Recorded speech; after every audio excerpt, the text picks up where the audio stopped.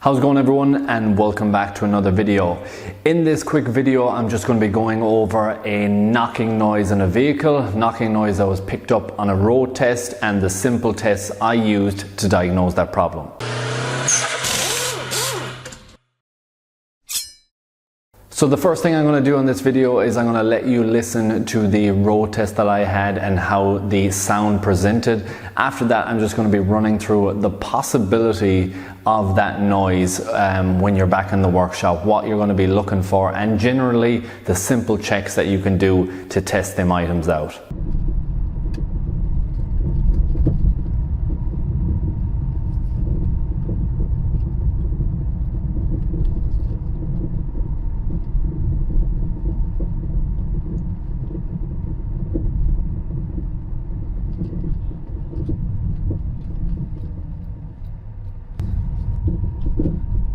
So when you hear a noise like that that's coming in and out as you go over uneven surfaces, you have to start to think about the items that can move up and down that stabilize the vehicle. So on this one, I'm thinking about the shocks, I'm thinking about the drop links, or the sway bar links as they're called here, and the anti-roll bar bushes as well. They're all the items that you start to think about immediately when you have a noise like that. But let's get it back to the workshop and have a better look and see what actually is causing that noise. Okay, so when you're getting a noise like that, it is an up and down noise. You're talking about going over different terrains and you're getting that rock up and down. That is going to mean that some part of the suspension slash stabilization is going to be causing that issue. So the items most commonly is you're talking about the shock or the shock top mount, something with the shock bush, or anything securing onto the shock in general. The lower part of the shock, like a ball joint, is also a possibility. And then on the stabilization side of the vehicle, that anti-roll bar or the drop link slash sway bar link.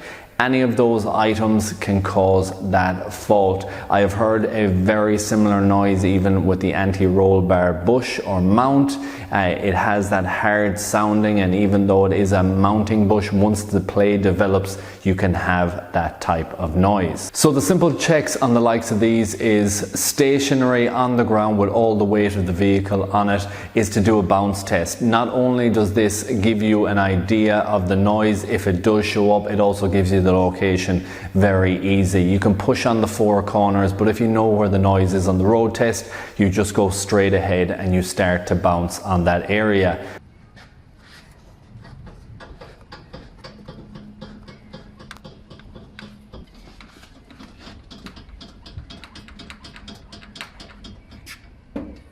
This test can not only show you what area of the vehicle, what corner the problem is, but it also can give you whether it's upper, mid or lower when doing this check. So with the bounce test done, it was up in the air on the hoist and get a good look underneath it. Now on this particular vehicle it was very easy. The securing nut on the drop link had come away and it was actually loose and it was shaking up and down.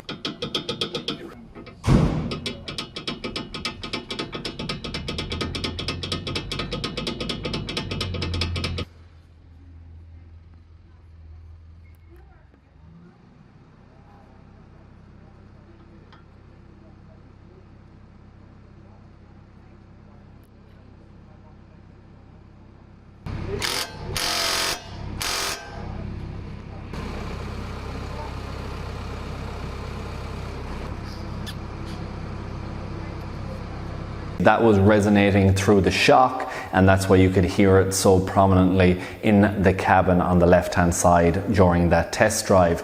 Now the common things to check for if yours isn't a drop link or a sway bar link is you go through the different shock components. So you could either start at the top, you're talking about the shock top mount, The strut itself, maybe you have a visible leak or a knocking noise. The coil spring doesn't tend to show up in this type of noise. You tend to hear a pinging type of noise if you have a coil spring. But then as you come down lower on the shock itself, them securing bolts, I have seen those loose before. If someone was in there before you, didn't put everything back together, you could have that problem. But then more commonly on the lower side of it, you've got the shock bush, if it's that type of shock that you have in your vehicle, and then you have the likes of the ball joint on some as well on the lower side that can cause that problem. And that is it, guys. That is the quick and simple steps that you can take to find a front end knocking noise on your vehicle. What you always want to do is find out the corner that is causing the problem, focus on that, find if it's upper or lower, and then start to pry and figure out where the play is developing. If it is on the rear of the vehicle, there is some additional items that could be the likes of the diff mounting bushings, or if you have a solid axle, the likes of those bushes on the end of those also could give you issues. If the control arms generally are coming from east to west and not north to south, you can get a different type of noise. You don't tend to get that up and down constant knocking noise as a rule of thumb. Of course, if there is excessive wear in any component where it has the ability to move up and down, like on a wishbone, if it's completely worn out, you may have a noise similar to that as well. And with that said, that is the end of this video. I really hope you enjoyed this one. I hope you found it informative and useful. If you did, please like, share, comment, and subscribe. And I hope to see you in the next one. Thanks for watching.